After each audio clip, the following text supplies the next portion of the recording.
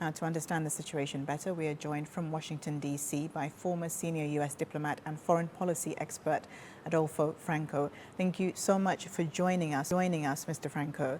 Now, today marks 7 years. And for our viewers who may not be familiar with the politics of the region, could you explain what India's sort of argument was behind making this decision? Well, thank you for the invitation. To understand the situation there, you really have to go back to the late 1940s, to 1947, and a series of resolutions and attempts since that time through the United Nations to try to resolve the situation in Kashmir. And in the simplest terms, because there have been numerous, of course, the ones in 1947 are the root or the foundation for subsequent resolutions that really contemplated for the region, in simplest terms, a plebiscite and a decision as to whether the region wants to be part of, affiliated with Pakistan or India, in its simplest terms.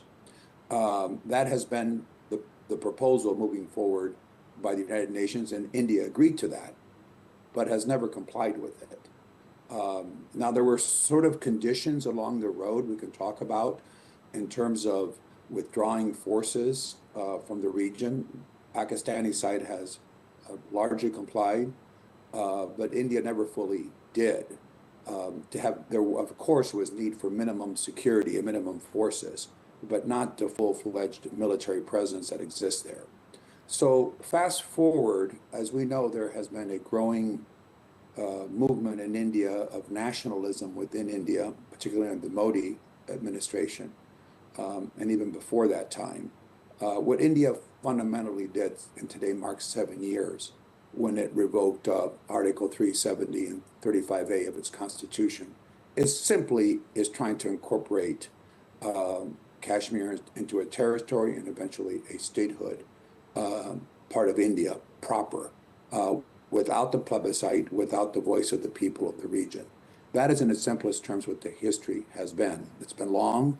There was even a fairly well-accorded agreement between Pakistan and India in 1972 called the Simla Agreement that was going to address this peacefully by giving a voice to the people of Kashmir, and that has never happened.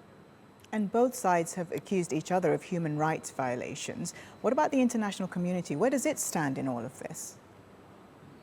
Well, frankly, and I've examined this issue for many years, the international community, of course, there's always, when there's a conflictive area of the world, anywhere in the world, there are going to be accusations back and forth on human rights violation. But on balance, when you look at the situation in Kashmir, it's been a heavy-handed position on the human rights side by India. And let me explain why.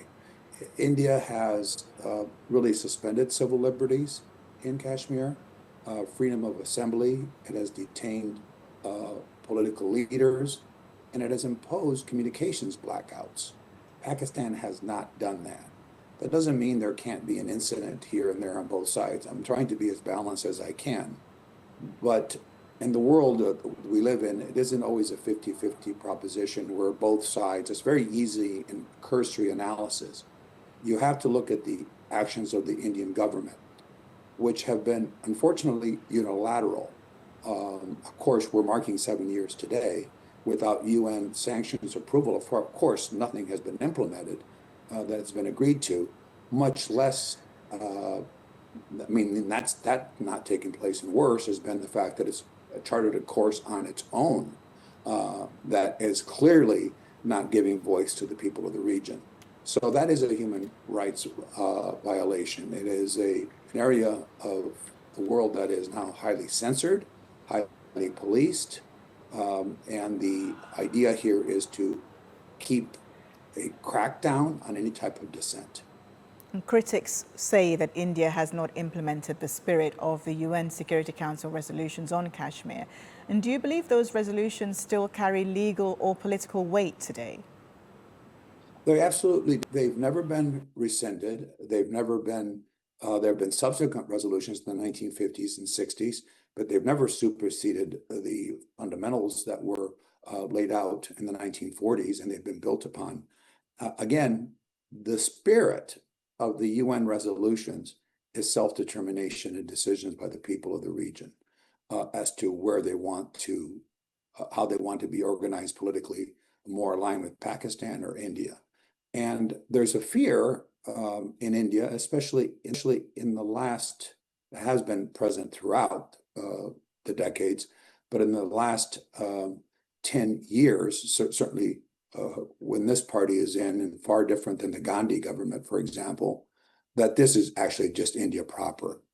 If you talk, as I've been in Delhi, to Indian officials, this is just ours. So if that is the attitude and the policy, as demonstrated legally, the Supreme Court of India ratified this decision in 2023 that India took unilaterally.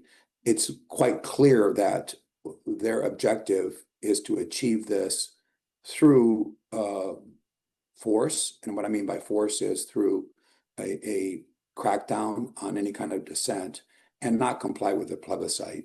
I think there's a fear in India that the plebiscite would render a decision that the Indian government would find unacceptable. Mr. Franco, for viewers who may not be so familiar with the region itself, could you maybe explain why this area in particular is such a highly contested area? Well, this is about the most highly contested area in the world, and somehow it's below the radar screen. I know the globe is now focused on situation in Iran and, of course, in Lebanon and Gaza. But this area of the world brings Pakistan and India, which are two nuclear powers, into conflict. It's proximate to India. There is a very Afghanistan is involved. Pakistan actually is confronting its own challenges with Afghanistan. There are multiple players at play to try to undermine the other country's strategic and military capabilities or advantages. So it is volatile. It has become more than a symbol. It is part of the struggle for control of this area that is vitally important because it's a crossroads. China is proximate as well. So to have a conflict erupt, a full-out conflict, which of course we've seen in Kashmir, can bring in a number of critical players, even beyond India and Pakistan, and could spark, frankly, a regional war. Also, there is a sense that, for example, to draw analogies, the arguments that are being done and that are put forth in Gaza about self-determination and seizing territory, frankly, this is what India is doing, and if this is allowed, it's a terrible precedent. Mr. Adolfo Franco, former senior U.S. diplomat, joining us from Washington, D.C. Thank you for your analysis.